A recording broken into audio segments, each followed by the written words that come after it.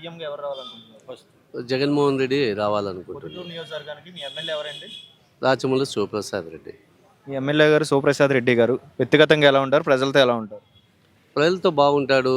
తర్వాత ఇప్పుడు బాగా డెవలపింగ్ కూడా బాగా చేసినాడు. ఎందుకంటే ప్రొద్దుటూరులో ఒకప్పుడు ఇప్పుడు ఏ సందు బొండి మంచి సిమెంట్ రోడ్లు, కాలువలు, తర్వాత మంచిగా గాంధీ పార్కు ఒకప్పుడు చాలా ఘోరంగా ఉన్నది. ఈరోజు చూస్తే గాంధీ పార్క్లో చాలా జనం, పిల్లలు, వృద్ధులు అందరూ బాగా దాన్ని ఎంజాయ్ చేస్తున్నారు. తర్వాత అక్కడ డబ్బులు కూడా ఇంతకుముందు టీడీపీ గవర్నమెంట్ ఉన్నప్పుడు గేట్ ఫీజు ఉన్నది, ఆ ఫీజు కూడా తీసేసినాడు.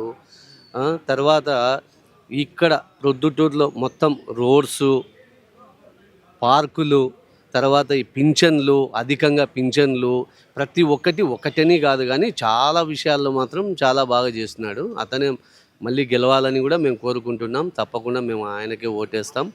తర్వాత చంద్రబాబు నాయుడిని కూడా మేము సీఎంగా ఒప్పుకోం.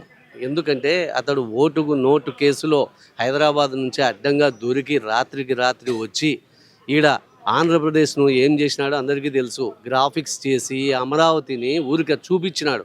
తన వర్గాలన్నింటినీ అక్కడ భూములు కొనిపించి ఊరికే షో చేసినాడు. అంతేగాని అతను అమరావతిని డెవలప్ చేసి అన్ని తాత్కాలిక భవనాలు అవి కూడా అవి కట్టింది లేదు, పెట్టింది లేదు. కానీ జగన్ ఆయన ఏం చేస్తున్నాడు, నేను 3 ప్రాంతాలను అభివృద్ధి చేస్తున్నా అని చెప్తున్నాడు. ఇప్పుడు ఆల్రెడీ వైజాగ్ అనేది డెవలపింగ్ ఏరియా. అది వైజాగ్ కానీ విజయవాడ కానీ రాజధానిగా పెట్టుకొని చుట్టూ ఒక 2000 ఎకరాలు తీసుకుంటే సరిపోతుంది. ఆటోమేటిక్గా హైదరాబాద్ను ఎవరు డెవలప్ చేసినారు? ఆ రోజు 50,000 ఎకరాలు ఎవరైనా ఇచ్చినారా? నవాబుల కాలం నుంచి అది డెవలప్ అయితే వచ్చింది. ఈయనకు ప్రచారం పిచ్చి ఎక్కువ అన్నమాట. ఎంతసేపు ఉన్నా అంతా నేనే చేసిన అనిపించాలని అన్ని కుట్రలు, కుతంత్రాలు. అతను క్వాలిటీ రాజకీయ నాయకుడు కాదు. నరేంద్ర మోడీని ఏమన్నాడు? ఘోరంగా తిట్టాడు. వాళ్ళ భార్యను అవమానించినాడు. నేను మోడీ కన్నా సీనియర్నని చెప్పుకున్నాడు.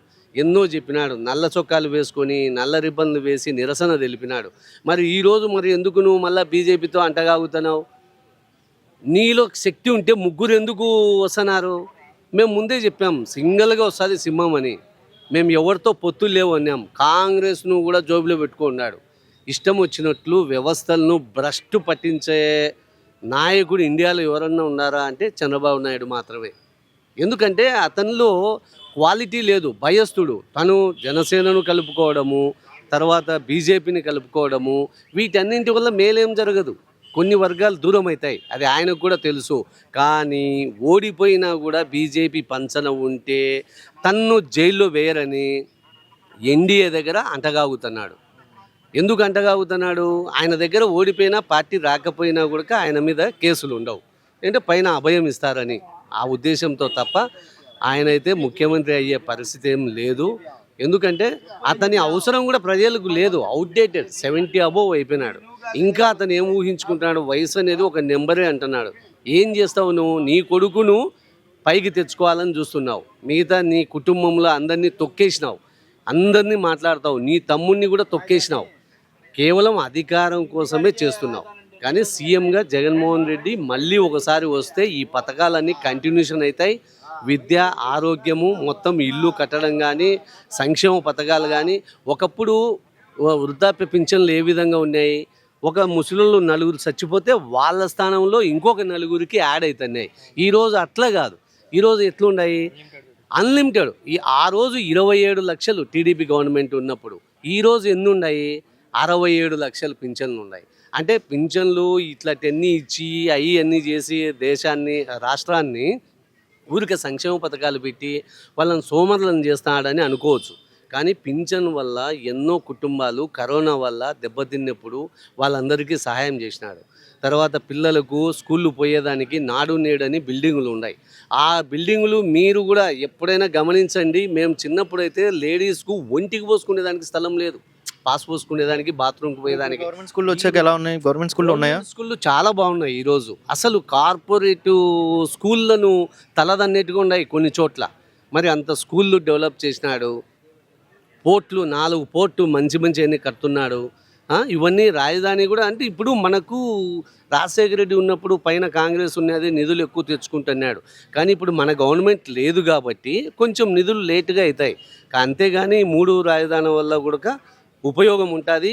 ఈ చంద్రబాబు నాయుడు మాదిరి అంత మోసకారి కాదు. ఈయన వస్తేనే రాష్ట్రం డెవలప్ అవుతుంది. ఈ కాన్స్టిట్యున్సీలో మళ్ళీ ఎమ్మెల్యేగా ఎవరు రావాలనుకుంటున్నారు పొద్దుటూరులో? ఈయన ఎమ్మెల్యే గెలుస్తారు. రాజమల్లు శివప్రసాద్ రెడ్డి గారు గెలుస్తారు. వ్యక్తిగతంగా ప్రజలతో ఎలా ఉంటాడు ఆయన? బాగానే ఉంటాడు ఆయన. ఎవరు పోయినా కూడా శుభకార్యాలకు అశుభకార్యాలకు ఎవరికైనా పెళ్ళిళ్ళకు అన్నిటికీ సహాయం చేసినాడు. బాగానే సహాయం చేసినాడు. ప్రజలకు ఏం కావాలన్నా ఆదుకునే మనిషేనా ఆయన? ఆదుకుంటాడు, ఇబ్బంది ఏం లేదు. ఈ ఎమ్మెల్యేగా వస్తే అభివృద్ధి జరిగిద్దా మీ కాన్స్టిట్యున్సీలో? అభివృద్ధి ఖచ్చితంగా జరుగుతుంది. ఇప్పుడు చాలా మటుకు చేసినాడు. ఇంకా కొన్ని పెండింగ్ ఉండేటివి కూడా చాలా బాగా పూర్తి చేస్తాడని నేను అనుకుంటున్నా. నమ్మకం ఉంది, ప్లస్ అభిమానం ఉంది. జగన్ మీద ఉంది, ఎమ్మెల్యే మీద ఉంది.